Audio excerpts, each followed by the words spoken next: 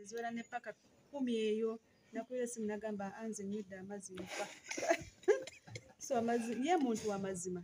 He doesn't beat about the bush. Ya muntu wa mazima so yababulira mazima era mbeera mugane kati basobera nga wesindikiriza n'osiiba try nagamba kasa ala yagamba batosobola osibula abala kati ye he stuck to that nemuga tokikwata nnyo basibule nenga naawe ogezaako nagamba mazima go gali nti kijange kale nga tumaliriza rasta tuweddeko ku life lessons learned in life ne over the years okuva lumwasinkana ng'enyuma yali akwagala nnyo nga gwe basiba forefronting and all that tugereko ku lessons learned over life naddala kati kweno level 3 fule eyokusatu wooli awo omanya abakyala bakuyigirako ebintu bingi. You've inspired a lot of young ladies, even the old, even now bakusinga emyaka tubireko nga life lessons 5 zoyize okutuuka n'owooli ku birthday. Sigenda kugamba nti nina kuba 5 naye kankubulire just what I feel is right. Yeah. Ekisingira ddala obukulu abakyala bamanye nti beauty fades with time naye kati kiki kyotunuuliddeyo mu maaso. What have you done for yourself? We have to invest in ourselves. We have to work. Yeah, we have to build brands. We have to work something that will keep sustaining us in life. Gwe ng'omukyala totuulaawo n'ogamba nze kandera abaana. Omusajja walikeera ku makya n'afuna accident nga talina kyayinza kukola. Olikola ki? Olikola otandika otetenkana. You have to start now. Ekirala is family. Tufube nnyo okulaba nti we forefront our families. We take care of our families because at the end of the day bano be bantu abagenda okutulabirira nga tukaddiye nga twabuwadde nga mu maaso eyo a lot of things happen. Naye ng'obeerawo n'ogamba nti abaana bange omukozi kaabakozi. Really, abaana bajja kujjukira mukozi bwe baba bakaddiye. So tulabirire abaana baffe, we give them our 100%, tulabirire babba baffe, marriages zaffe tuzirabirire, twekuume ng'abantu. Then ekirala we really have to give respect to our husbands. Omwami ne baba nga mwavu mutya. Omwami ne baba nga mwavu mutya. Atya mwavu simanyi alabika bubi oba ki. We have to respect them. Give them equal respect like gyewandibaddewo omuntu alina ku ssente. End of the day yagenda okubeereramu. Kale tweyanze. Gwe abaana obakuza otya? Yali posti ya yali posti ya babi.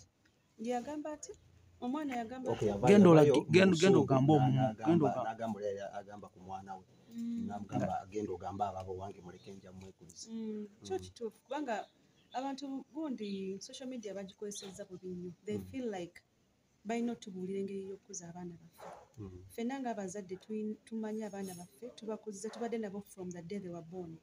So I wouldn't nange ng'omuntu newankubadde nti yandibadde nze siyinza kubeerawo nenninda omuntu nti avuma omwana wange nange mbeere obeza nga mama alabika batuufu. No. Mwana wange nze mumanyi so tombulira ngeri y'omukuza. So she was right about that. Okay. We should protect our children. Birthday nyingi zize zikolebwa Rasta ebirabo azaakuwa amayumba n'amamotoka. Erwaliiro akuwadde ki? Sigenda kyogerako. Okay. Tugere ku Gagamero family nga tumaliriza. For years badde bakola nnyo Rasta nga bakolera surprises. Kyobala mbadde sikisuubira leero. This was a huge one. Mbadde sikisuubira. It's the best. It's overwhelming. That's what I. How are you? I'm fine. Once we can Fine. Omanyi before the interview mbadde mugambe ebiseera ebisinga birthday etusobola. We want to gift you but ate omaliza go to gifting. Omuntu aba ayagala okugiftinga ku birthday. What is that one thing you would say muno this can really surprise you? Surprise? Or what I really want? Yeah, what you really want to be given maybe. Maybe a prayer. A prayer. Bane tuyewombeke endoza tusabe. kati kimuwenga ekirabo mukama tukwebaza olunaku lwa leero tukwebaza kubanga otukumye nga tuli balamu tukwebaza kubanga otuwadde omukisa guno ate okulaba ku mwaka omupya tukwebaza olwamamizi wena mukyala wa Bebeku tukusaba mukama oyongere omuwa ebyamaanyi oyongere omukozesa oyongere omuwa obulamu obulungi akule alabe abaana be alabe abazzukulu n'abazzukulu ate si ekyo kyokka yongere omuleeta okwa inspiration eri abantu abalala bonna si bakyala bokka wabula n'abaami omuyigireko ebintu. It's good. You mean the year? Yeah. It's been good. Twogereko kuva ku birthday yonako mukulabako until this birthday. Soko tuyiseemu kaawo how you've been, kibadde surprises, ebintu by'osanze mu bulamu. There's nothing really much. Nothing much, but I think the older I grow, the more I appreciate life, the more I appreciate family, the more I appreciate humans. You get to know humans, no manyanti, you can't please everyone. No manyanti, sinti buli omu akwagaliza, n'okola ki? N'okikkiriza nga bwe kiri, naddala kati social media yajja abantu. They use it just the way they want. Oli akwala just abeera kasimu ke ku mapeesa, n'ayogera ky'ayagala. So tosobola kupulizinga buli omu, tosobola kufuga buli omu. So baleka ne babeera nga buli omu n'omuleka mu ndowooza ye and you move on with life. But I would say that I appreciate life more now. How many years are we talking about now? Kwanza abamu bayinza okuba losing account. Of my birthday? Yes. I'm 17. I expected that. Abakyala tebayagala kwogera myaka. Akale nze sifayo ku myaka gyange. Ne kati mwenna muli wana. Otiddemu. So tukira abantu beesalewo emyaka gyonna. Basalewo. 30 we mukoma paka ku 4th awo wakati temuddamu counting. Then after that twogera 5th floor kwe tutyo. Tukira about floors. Temukyayogera wakati awo. So togere ku lunaku leero ng'erukedde. I know they've just done a surprise for you. Yes. So did you expect this surprise? No, I did not. Tolaba wendi. Era nange no makeup, just the usual you. Nothing. Nakedde ku makya ne ntegeka abaana ne nkola kekisi ne nzitwala ne ku dduuka ne nkomawo ne ntuula ne ngamba oba ndabeko ka movie mba ndi awo mpulira trumpet so ne ntunula ku kamera z'ewaka ne ntunula ne focusinga ku gate nga n'abantu bayingira bangi n'abaana nsooka ne nfuna bufunyi katambaala ne nga kati era surprise n'omanya nti olumbiddwa ate nga tuli mu kisiibo. Ate nga tuli mu kisiibo kituufu. Katubuuzeemu osiiba. Salaamu alaikum. Wa alaikum salaam wa rahmatullahi wa barakatuh. Ekisiibo tukitambuzizza tugenze. Kiri kityewo. Kirungi. Omanyi twali twogerako ne Rasta waggulu n'atugamba ye akyali ku ssaawa 8 awo kati gwe. Amazima ago gali nti abadde ayagala kusiiba this time round but abadde alina amaddagala galiko. Yabagambye. Yatugambye. Alina amaddagala gali ga 3 weeks ne baddamu ne bamwongera 2 weeks so tasobola kusiiba ddamu. Ne katusuubire tusabe inshallah next Ramadan najja kusobola okusiiba. Naye gwe oli wa ssaawa mmeka? Gwe njayitira kuluma ku ssaawa mmeka? Nze ne wennuma nguma. Naye ngetera kuluma ku Ne ssaawa kati katwamanyira the first 3 days ezibeera enzibu. After that omubiri gumanyira. Nze wayizingirawo 10 eba etandise okungira. Anti kati okirowoozaako. Kasita etandika tokirowoozaako you just brush it off. Kasita okirowoozaako n'olowooza n'otunula ku ssaawa oba ogenze. Gwe otera kulumba ssaawa nga mmeka? Otera oganoga omanyi okunkangamu awo. Minemu enkanga nenga ne bonkanga. Sityadde nja. So tuwazeemu kwebaka. Sazeemu. Kwamba n'okuzuukusa abaana. Usually nzuuka 5 naye kati enseera ya Ramadan 4:30 netula ku ddaaku. Okolawo kadduwa. Ne n'ozuukusa abaana n'obategeka n'olyoka osaala kasubuhi olunaku ne lutandika. Did you suspect anything? Wadde okembeera yonna nothing. Ate omulaba oyo Musa bebe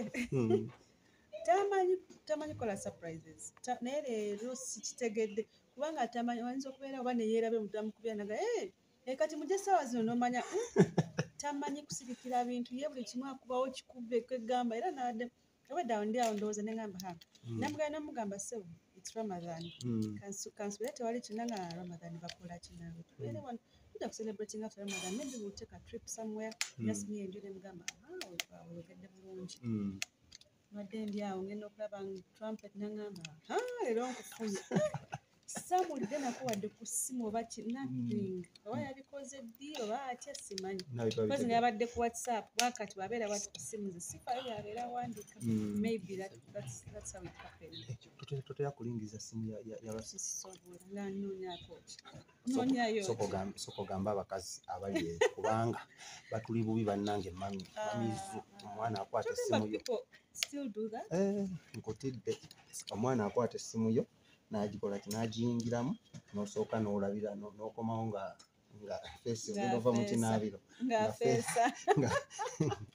babadde bayogera nga waliwo embeera ekola etagenda bulungi. Kisobola okuwala amagezi naddala awenyi. I think it's age. Nze sijja banenya. Giba myaka. Waliwo otuuka emyaka n'ogamba kati neesonyiwe. Nkuze baana bange nfuufe ku family.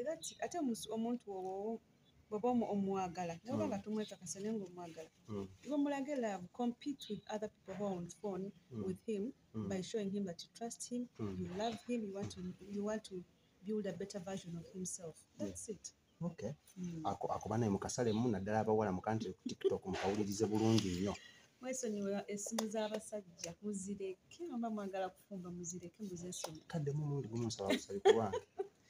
Bakyala bannange mwesonyiwe essimu za babbaabwe muziveeko mubeere ku zammwe oba n'ez'abaana bammwe mulabe abaana bali ku ki bali ku apps ki ezo ze baliko ezitagenda boonoona mu kifo ky'okubeera okumala obudde muli ku basajja oba omusajja ne bw'okolota abanga yagadde okwenda ajja kwenda naye bw'oba omuwa emirembe gwe nga gwe nga tobeera ku simu tukola ki he will stick to you kati bwe kuba akafaananyi difference eyiyo n'oli ow'ebbali ani abeerawo abeere ku simu come on grow up.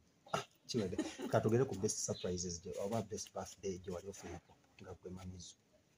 Best birthday Jjukira yes. Omanyi nze siri muntu wa celebrating birthdays.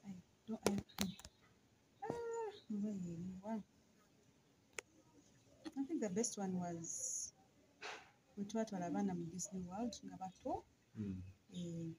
But it wasn't even a surprise because we had planned it. It was a year because I had never been to Disney World and there are movies mpulira abantu bajjogerako. Kwegamba ate ne tutuuka nti neerabira n'okwerabira abaana nze nga ninga nze omwana nga bebe ali n'abaana. Tell us about the experience. Yes, it was, I think, one of the best experiences anyone should, especially people who have grown up watching cartoons, who are animation lovers. You better go to Disney if you have the money. Because it's not si wantu nti yokera ku machono ganjagala genda n'engenda. So, twali ne Rasta natugambako ebimu byakwenyumirizaamu about the family, about growth. Nga gwe biki by'omwenyumirizaamu about this day. About this day oba ye ng'omwami? Ye ng'omwami. Ng'omwami, I think I have a lot of respect for him. He's devoted father. Ng'ovudde ku bino byabalaga nti yagala nnyo omukyala we biki yes anjagala kisaagaana I can't doubt he loves me, he respects me just the way I do the same to him, but he's a devoted father. He will do anything. He will wake up in the night sometimes like a human being oyinza okukola ki oyinza okwebaka n'oyitawo n'omwana baba akukolola oba wawulira oba empewo nnyingi ava mu buliri nagenda n'abika ku baana oba n'abakeberako adinisa magale kino kiruba he is a devoted father. That's one thing that I should say. Kinsobola okutuula awo ne ŋŋamba nti I am blessed to have him in my life. Nga tumaliriza omu ku bato akoze post olunaku olwaleero girabyeko. Mutabani we Alpha. Yes, one of the best. Yes, ate nenze ya Alan. Alan kati. How did you feel ng'olabye post ya Alpha? Oh, I felt so good. Nade njagala na Kab. He is, you know, oyo mwana ali bankugambye nti he's so emotional. Alinga taata we. So ye byonna byawandika byayogera biva ku mutima. Yes, I was so touched. Thank you so much, Alpha. I love you. Any two words that could really caught your mind? When he said she has a lot of love in her heart and paradise under her feet. Yeah, those were the best catching ones because in Islam we believe in Jannah, oba kugame paradise, oba guru, even under the feet of a mother. Yeah. kati oluusi abeera wano ng'ajokinga nga ntudde mu ntebe nga ngamba mami kankusimuleko ebigere kuba jjani eri awo wansi w'ebigere ne mugamba nedda si kye bategeeza bategeeza you have to bow down to what I say ompuliriza nga ebyo mbikola naye bayinza okuba nga bategeeza kiri nti ebigere byo birina okuba nga bitukula nga nze nina obikiliininga nyingire jjanna so when he wrote that I just remembered him ng'abeera wano ntiizi nga mami kankiliininga ku bigere byo eya Alan tugirinze ku nsonga ayinza okuba ng'awandiise balina ku nsonga okwo kwennyini there was a celebrity boy eyavayo naye n'apostinga nga mwana wa celebrity lady bwe yamala okupostinga social media eno zino zivayo ne